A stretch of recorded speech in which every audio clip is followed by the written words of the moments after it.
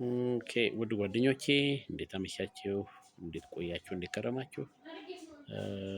በዚህ አሁን በከፈትኩት ሙያ በሚለው ቻናል ላይ ሙያን በተመለከተ ሙያና ስራችንን በተመለከተ ውይይት እንድናደርግ እፈልጋለሁ።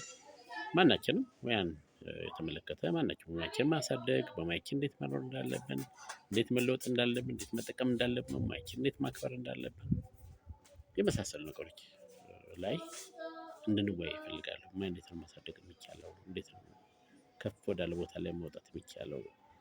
ከአሁን ካለው የኑሮ ፈተና አንፃር በሙያችን እንዴት መጠቀም እንችላለን? እንዴት ማደግ እንችላለን? እንዴት ለሰዎች መትረፍ እንችላለን? እንዴት ሰዎችን ማገዝ እንችላለን? ራሳችንስ እንዴት እናሳውቃለን? ራሳችንን ምን ቦታ ላይ የት ቦታ ላይ ማግኘት ይኖርብናል? ሙያችንን በተመለከተ ለምሳሌ ብዙዎቻችን የተለያዩ ሙያዎች ይኖሩናል፣ ግን በእነዚያ ሙያዎች ላይ በአግባቡ ላንጠቀምበት እንችላለን። ስለዚህ ይሄን ለመጠቀም እና ከፍ ለማድረግ ምን ዘዴዎች ብንጠቀም ያዋጣናል የሚለውን ነገር እየተወያየን እንማማራለን።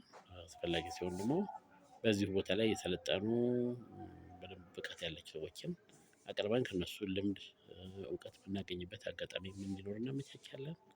እስቲ አበርቱኝና እናንተም በርቱ፣ ጠንክሩ። እስቲ ሁላችንም ከምንሰራቸው ስራ በተጨማሪ አንድ ነገር ሼር እያደረግን አንድ ነገር ለሰው እየተረፍን ብንቆይ የሚል ሀሳብ አለኝ።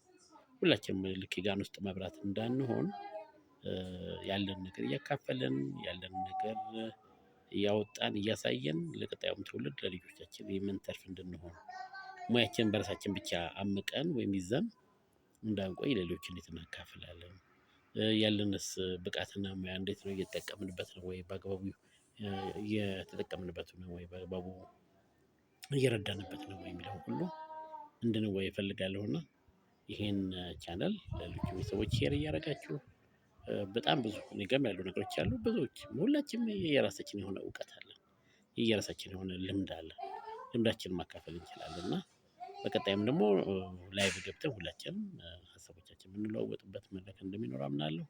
ያም የሆነው ግን ቢያንስ 1000 አካባቢ ፎሎወር ሲኖረኝ ይመስለኛል ላይቭ ገብቼ ማውራት የምችለው።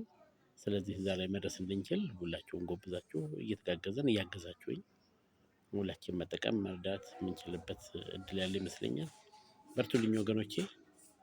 በቀጣይ ደግሞ የተሻለ ነገር ይዘን መጥተን አንድ ጥሩ ነገር የምንለዋወጥበት ሀሳብ እንደሚኖር አምናለሁ።